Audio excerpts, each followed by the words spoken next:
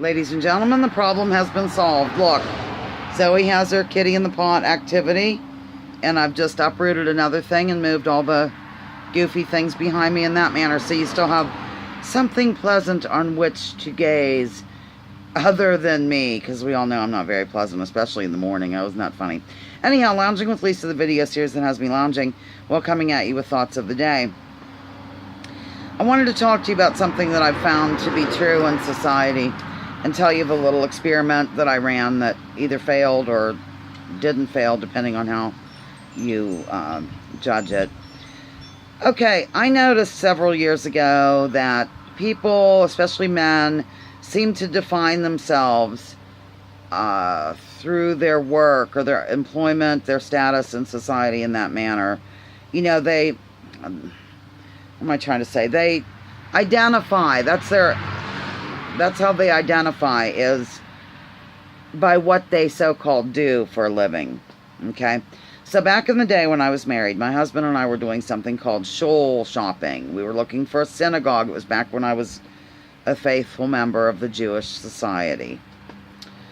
And we went to, and I thought, I'm going to run a contest because it never fails. People always say, what do you do? What do you do? And I thought, I'm going to just tell what hobbies I do and see how that goes. So we're in line after the service to get down and eat. And some Jewish lady approached and said, you know, asked where we were from and what do you do? And I said, oh, I do a lot of stuff. I have a pony, a big pony, and he knows I, you know, drive him. That means he pulls us in a cart, ladies and gentlemen. And I, you know, like to horseback ride and go camping and kayaking and blah, blah, whatever the heck else came out. And she kept trying to pin me down. And finally she said, no, you're not understanding. I mean, what do you do for a living? So I was a waitress at Mama Bear's, which I never, you know, hats off to waitresses. If I could still do it, if I didn't have the health issues, like I have a pain condition, that's where the money was. I enjoyed it, and I see absolutely nothing wrong with slinging hash for the rest of your life if that's what you want to do. I don't put a lot of stock in what someone does, what they do, so to speak. What do you do? What do you do?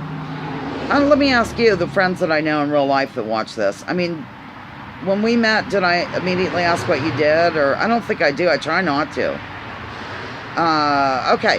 So anyhow, that was a little social experiment that I did, and I don't know if it. I guess it didn't really fail.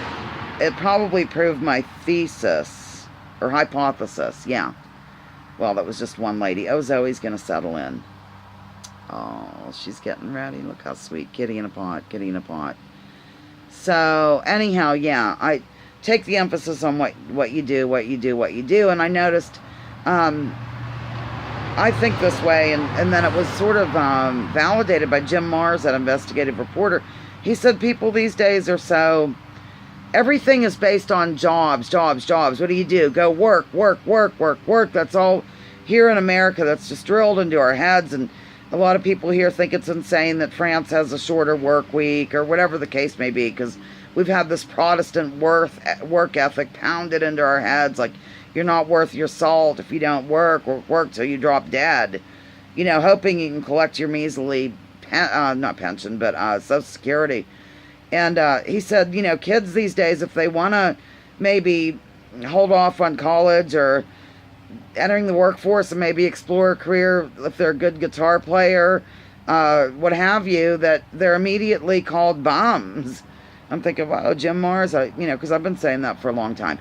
All right, thoughts, feelings, and emotions on this and other topics will be welcome in the comment section. And there she is.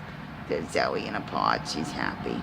Okay, signing off, Lounging with Lisa, the video series that has me lounging while actually getting pretty warm in a flannel shirt.